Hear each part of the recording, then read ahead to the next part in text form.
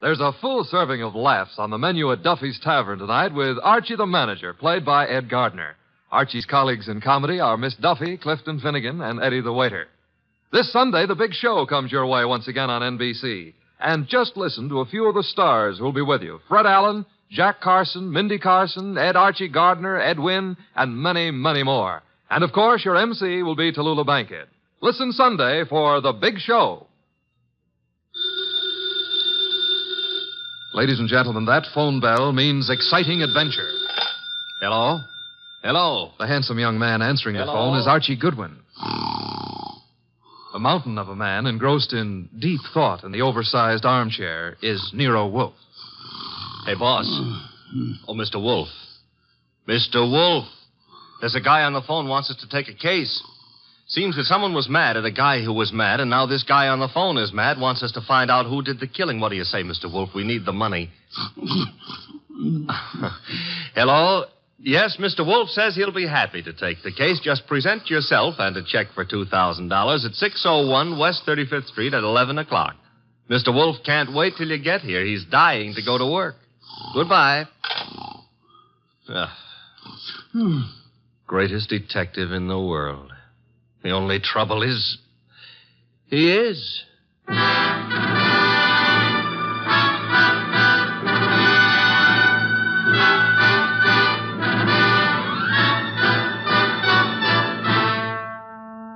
Yes, listeners, Archie is so right. He is the greatest detective in the world, and the fattest, and the least energetic. He's Nero Wolfe, created by Rex Stout, and brought to you over this NBC network in a new series of adventures by Mr. Sidney Greenstreet.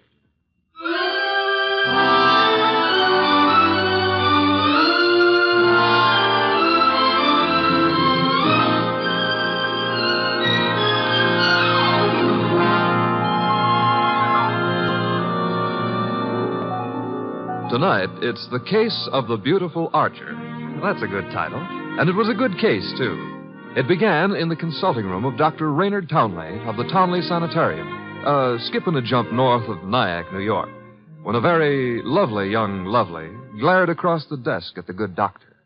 Shall we pretend you don't know who I am, Dr. Townley? How could we possibly do that, my dear Diana Lawrence? 23 years old, daughter of one of our better-known sculptors, Michael Lawrence. You were born in Johannesburg, educated in London and Paris, and live at present 100 yards from here in your father's cottage on Berry Hill Lane. How's that? It's intended to be staggering, isn't it? You take no cream or sugar in your coffee, were winner of the Women's National Archery Tournament for 1947, and have an exceedingly high temper. Let's stop the nonsense. You have an inpatient here named Willard Garth. Well, Willard Garth happens to be my fiancé. Yes, he has mentioned the fact during his analysis. And, well, has he by any chance mentioned his reasons for suddenly refusing to see me during the past 5 weeks? He didn't have to, Miss Lawrence.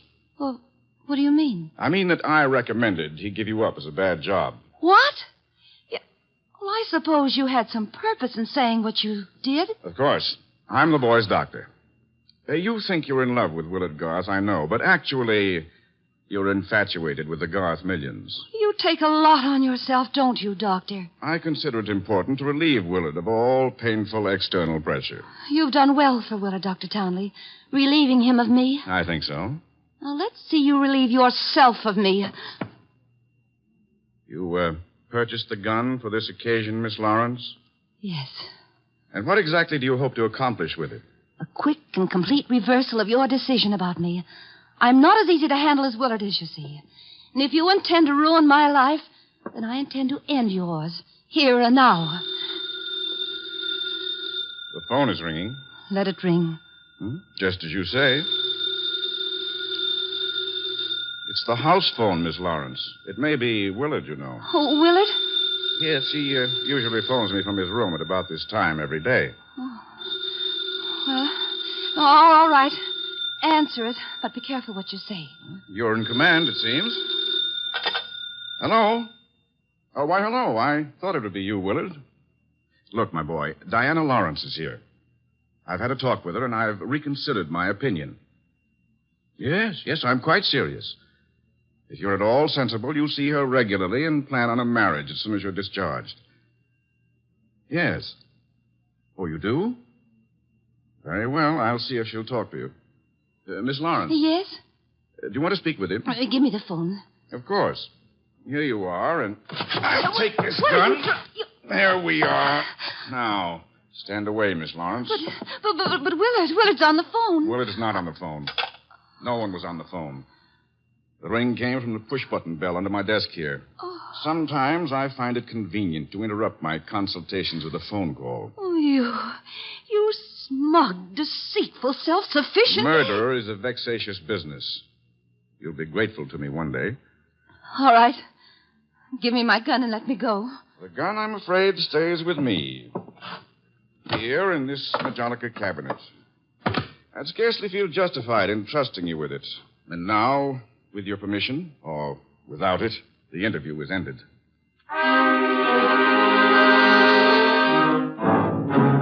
Later that day, the phone in the Lawrence house on Berry Hill Lane began to jingle. And this time it was no phony.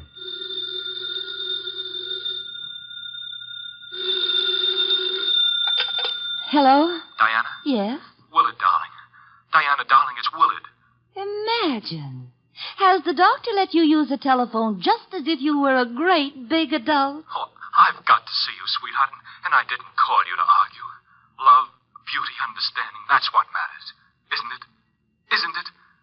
Do I hear the overtones of a change of heart? Oh, Diana, what's happened wasn't my fault. He poisoned me against you. Then why don't you walk out of that amateur nut house and stand up like a man? I probably shall, Diana. And now, please listen to me. He's letting me have the limousine tonight from 8 until 12. I want us to go for a ride and talk until everything is clear. Clear as a bell, my baby. Don't tell me he's trusting you to drive. Oh, no. No, one of the handymen here will chauffeur us. Oh, say you'll come, Diana. Will you? Say it. Say yes. Say you will. Well, yes, Willard. I'll be glad to. Oh, 8 o'clock, then? 8. Oh, bless you. Bless you, my angel.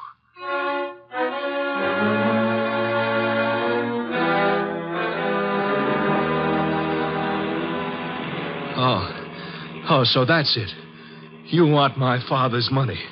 That's what you love, not me. Willard, the chauffeur will hear you. It's the way Townley says it is. He's right. He's right. Oh, why did I let you talk me into this? What a fool I was to have come at all. You're sick inside, Willard, so utterly, hopelessly sick. Oh, so now I'm hopelessly sick. Yes, you are. You're trying to confuse me. Take advantage of me. Wind me around your finger. Just because I love you too much. That's it. That's my illness. Of course, I see it now. You're the thing I must get rid of. You with your beautiful, beautiful face and your twisted values. You're at the bottom of all my agony. Willard! Willard! I'm saving myself. I'm saving myself. Once you're dead, the sickness is ended. I'll be safe. I'll be safe. I'll be safe. Willard.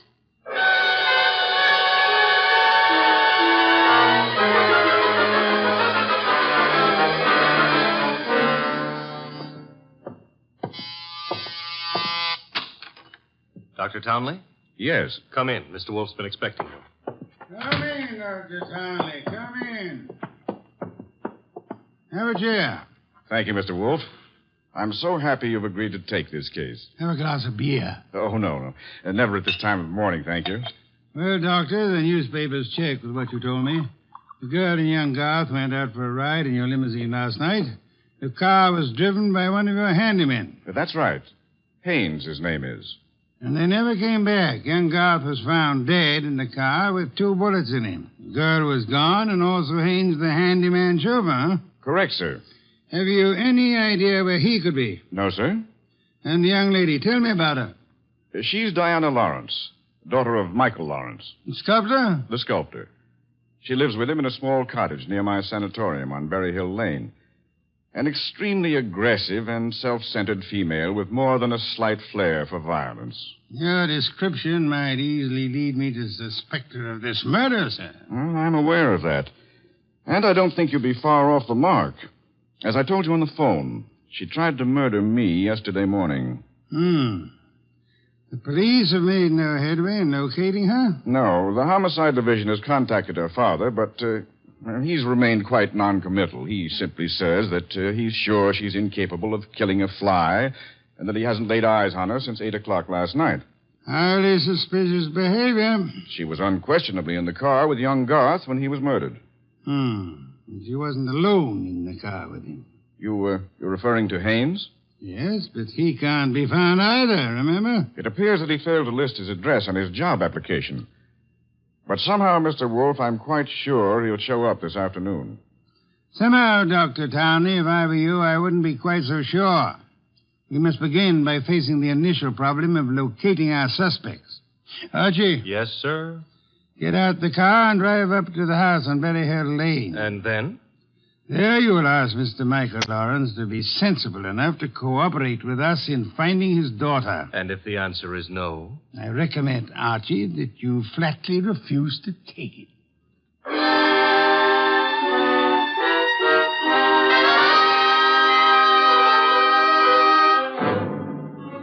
Mr. Lawrence was no simple baby to handle. He was in a studio when I walked in, chiseling on a statue of a boy and a girl, both wearing less clothes than the law allows. And before I got a chance to state my name, he commenced giving me a free lecture on the marble work of art. She's good. Really good. She's practically superb. The Ariadne. The what, Ariadne? The girl in the statue. Oh. That's Ariadne. Tragic nymph of Greek mythology. Don't tell me you're not familiar with Apollo and Ariadne. All right, I won't. The Apollo, on the other hand, is unfinished. The face, you see, it lacks something. The passion of yearning, Olympian desire. And yet, you know, the two figures have motion. Like your daughter? Eh? Your daughter, Diana, she's got motion also. As I hear it, she's been in motion ever since she murdered Willard Garth last night in the back end of a limousine. So you're another flatfoot. Not exactly. I'm paid in private by Nero Wolfe. Nero Wolfe? Yeah. You don't mean that a creditable man like Wolfe thinks Diana killed young Garth? Well, he'd like to talk over the possibility with her. How laughable. Look at that face. Is there anything of the murderous in a face like that? In a face like what? Oh, I'm sorry. Diana posed for the Ariadne, you see, and the likeness is exact. You think a girl of this type, classic, sensitive, civilized, could descend to the clumsy, brute level of murder? Well, it's a little hard to imagine. There. Even you agree with me. On the other hand... Shall we discuss the other hand over a cup of coffee? I'm quite exhausted. If you insist. I do. Sit down and inhale the atmosphere of culture at its source. There's a pot warming on the stove. Pot of what? Coffee or culture? Well, wait and see what he means. Should never ignore a phone call. Who knows? Might be something important. Yes? This is Diana, Father. Oh, yes, Diana. It's all over the papers. Yes, I know. Well, I don't think they'll find me where I am, and I'm staying here until things quiet down a little. Where are you, honey? What did you say? I said, where are you? You said honey. Daddy, you never call me honey. I know it's because I'm excited. Where are you, sweetheart? Well, you mustn't let anybody find out. Not a soul in the world. Where are you? Well, you know where Tyne Pike turns off to the left beyond Bardsville? Yes? Well, I'm... Call me later, Angel. But, Father... Oh, get that motorman's number. You will live, my friend, but not long if you don't control your curiosity. You hit me. With that mallet you hit me. What was the big idea? You really have to ask that question. Weren't you trying to trick my daughter into disclosing her whereabouts? The police are pretty interested in her whereabouts. Then let them find her. But you can't be surprised, my friend, if I choose to protect Diana's interests.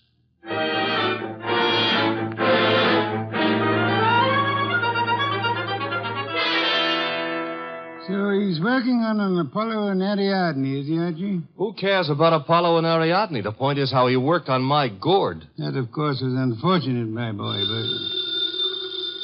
Did you get that piece? Mm-hmm. Hello? Inspector Kramer. Hold it. For you. Here. Thanks. Yes? Wolf, How are you, Inspector? I hear you're in on the Garth killing. Not very deeply, I am afraid. We're still trying to locate the Lawrence girl. Well, you can forget about that. Yeah? Yes, we We've already located her and released her on a habeas corpus. That sounds interesting. Her father had a lawyer on our heads before she was in here 10 minutes. Too bad you couldn't have held on to her. Oh, I don't know. I'm not so sure we want her. Why not? Well, first of all, it's not likely she did it. No? No. Ballistics stated that the bullets that killed Willard Garth were not fired from point-blank range. And she was sitting beside him on the back seat. I see. Also, we found the murder weapon in the grass near where the limousine was parked, and she admitted it was hers.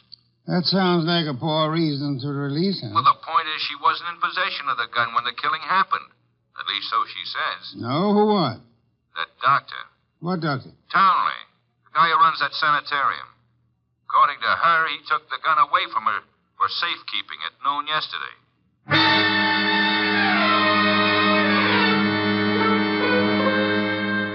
There was a little more talk between them, something about fresh cigar ashes that were found in the dashboard ashtray of the limousine.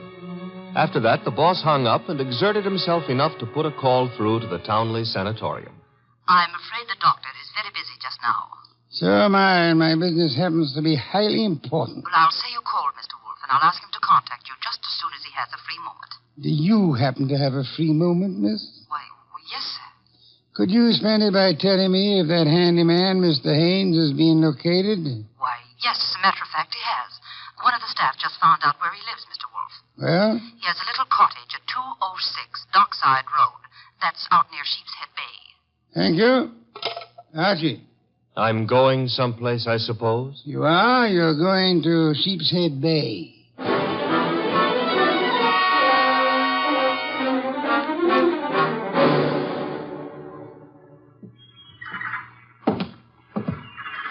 Hello there. Looking for a guy I can't find. Oh? Yeah, his name is Haynes. Stopped at the cottage up there, but there's no one there. I saw you here on the wharf fishing, so What did you say his name is? Haynes. Haines. Oh, Haynes. Yeah, do you know him? Well, there's a fella named Hines used to fish out here. No, not Hines. Haynes. Couldn't be Huntingburg?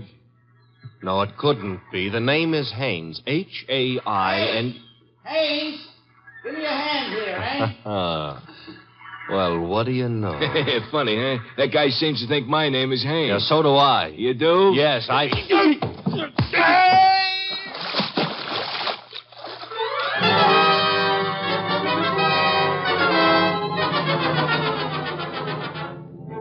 I got back to our house soaked to the skin and minus Haynes, and just in time to see the boss in the exhausting process of walking across the room to answer the phone.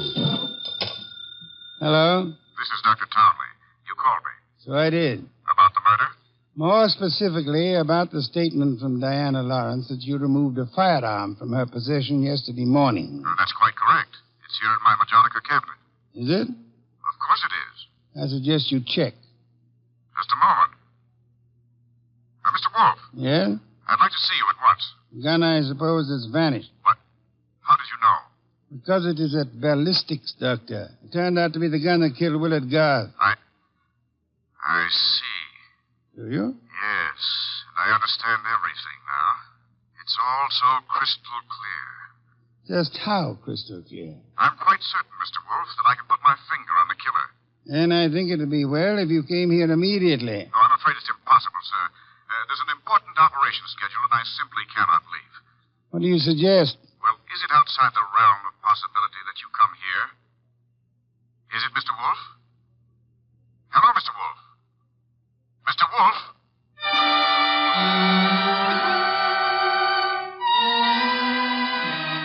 When my boss has to leave the house, it's a major tragedy. Sometimes he rages, sometimes he curses the whole detective business, lock, stock, and barrel. And sometimes he keeps very quiet and grips the side of the car desperately and tries not to inhale any fresh air. This was one of the quiet times. Just go slowly, Archie, but get there as quickly as you can. Oh, you don't want a chauffeur, Mr. Wolf. What you need is a magician. Keep your eye on the road and don't strain yourself to make superfluous witticisms. Why don't you try relaxing a little? I hear there hasn't been a man-eating tiger sighted on the Sawmill River Parkway in the last 500 years. Your liberty is out of order. Don't try to make light of a deplorable situation.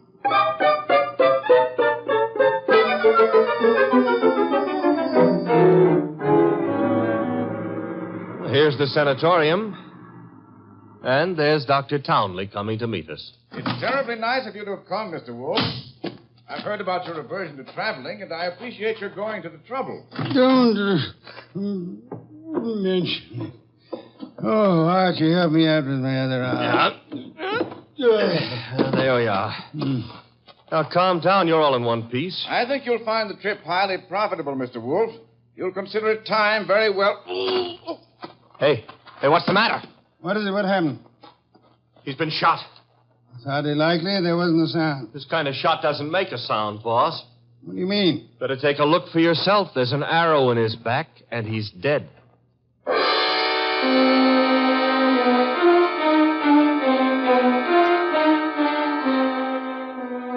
We remembered that Dr. Townley had said Diana Lawrence had won the Women's National Archery Tournament for 1947. The Lawrence house was visible through the trees 100 yards away, so we started for it and the sculptor's studio. There's no one around. So this is his latest effort, Apollo and Ariadne. Yeah. Done a little work on it since I was here. The Apollo's face is more finished and... Hey, boss. Yes? You know, somehow or other, Apollo looks a little familiar. I wouldn't be surprised, Archie. I think if you examine it closely... Wolf.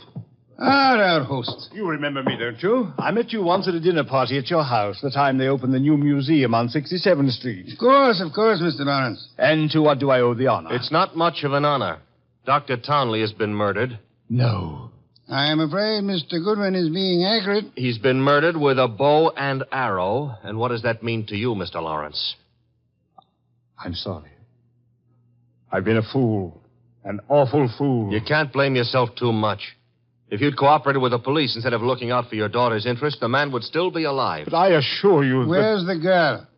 She should be here now. She phoned me a while ago and said she was coming by for passage money to Rio. You were looking for me? Boss, Diana. Put the gun down, Angel. And tie a rope around my neck? Might I inquire if your plan is to kill us all, Miss Lawrence? Oh, what would yours be if the world was after you for something you didn't do? Wouldn't you be willing to risk persuading a jury of that? Thanks, no. I'll skip that chance. Father, get me the money. Diana, sweetheart, don't make me a part of your murders. That's asking too much of love. Don't you know I'm not guilty? No, Diana, I don't. Leave that gun away, Diana. Haines. Looks like I walked in on the nose. That's him, boss, the guy who soused me. Take a little of your own advice. Relax, Archie. What do you want here, Mr. Haynes? I want to give up and try to straighten out this little deal. Mr. Lawrence. Yes? Here's your money back. You got a right to call me a welcher. I promised I wouldn't give evidence against the girl, and you paid my price. But enough is enough, and right here and now I'm unloading. Just what does this mean? It means I saw her do it. Oh, you stupid, lying, rotten... Oh, yeah? Grab her, Archie. Grab her. Get the pair of them out of here.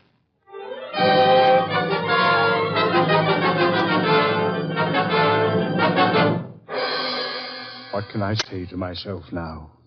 What can I do? I'm sorry, Mr. Lawrence, but it's not necessary to eat your heart out. Many fathers before you have done their best and failed. But I had a special duty toward Diana. Special duty? Yes. Well, you see, you'll find it out sooner or later, so I'd best tell you now. I'm not a real father. I adopted her 9 years ago when she was 14. I see. And I should never have done it. I realize now that I wasn't equal to the task. Well, all's not lost yet. They may not convict her, you know. Eh? I said they may not convict her. But how could they fail to convict her? She killed Garth, didn't she? Did she? She shot him? But the gun was in Townley's possession. She could easily have stolen that. She could have broken into his office later. It wasn't locked. What wasn't locked? The Majolica cabinet. I believe you mean what you said, Lawrence, the Majolica cabinet. For the life of me, I can't see how you could know whether it was locked or not, unless you had the experience of opening it. Could it be that you went looking for the gun yourself after Townley said he had confiscated it? That you killed Townley with a bow and arrow, which you handled as well as your daughter, because he was just on the point of telling me that you knew where the gun was, and that you were the likeliest murder suspect? You must be mad. Oh, sir, not I. But you are mad and more than a little. You hated Willard Garth. It was you who were making the marriage impossible. You lowered them, and in the end, you killed him. How could I have killed him? I'll tell you a little secret, Mr. Lawrence. The police found cigar ash in the dashboard tray of the death car. Chemical analysis showed that the ash was from an El Adoro cigar. What have you got in your left hand, sir? In my... an El Adoro cigar. And in my right hand, a Derringer. Powerful and admirable little weapon, Lawrence. I suggest you show proper respect for it by dropping all this here and now. You don't wish to hear me say the rest, that you were horribly in love with Diana, your own adopted daughter? In love and hopelessly, eternally frustrated?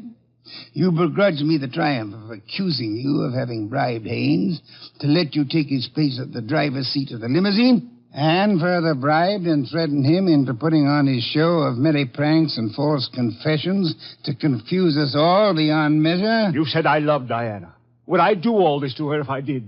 Oh, but of course, such love as yours is really hate. You were content to see her dead rather than relinquish her. Like all miserly, small-hearted men, you would rather kill the thing you love than muster the generosity necessary to seeing it attain happiness. That's enough out of you. I should think it was much too much. It is.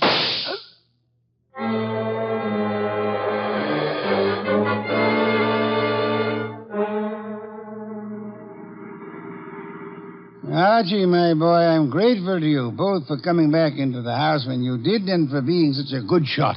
Hope you remember that next time you feel like insulting me. Mm-hmm. Tell me, what's with that cigar ash routine? Who told you the ashes in the limousine were from an El Adoro, boss? I never heard anything about that. As a matter of fact, neither did I. No one could possibly have determined the brand by any chemical means in existence. I knew that, you see, and I took the long chance that Lawrence didn't. Oh. But I still don't get the mainspring of the deal. How did you know he was in love with Diana? That was genius. I have to admit it. You see, it all hinged on the statue of Apollo and Ariadne. According to the Greek myth, Apollo fell deeply in love with the nymph, but because they were of different worlds, he was condemned to pursue her always and never to catch her. Well, what's that got to do with the price of eggs? Isn't it perfectly obvious? Didn't he tell you that Diana had posed for the Ariadne? Yeah, but I still don't... And you yourself remarked on the fact that the finished Apollo looked somehow familiar, didn't you, Archie? Yeah, I did, boss. Don't you know why that was? You mean that... I mean that Michael Lawrence unconsciously revealed the true state of his heart. He didn't intend to, I suppose. But precisely and accurately, he chiseled the features of the tortured god in his very own image. Oh. And speaking of torture, Archie. Yeah? Will we be home in time for dinner? Oh, boss, you can't be that hungry. Oh, I am. Good heavens, Archie. Do you realize that I haven't eaten since lunch?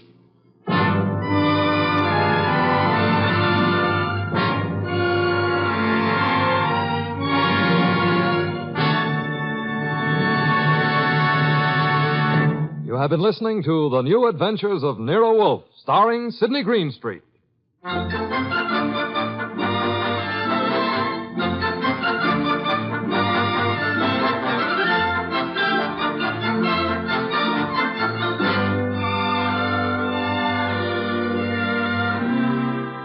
Tonight's transcribed story by Peter Berry was based on the characters created by Rex Stout.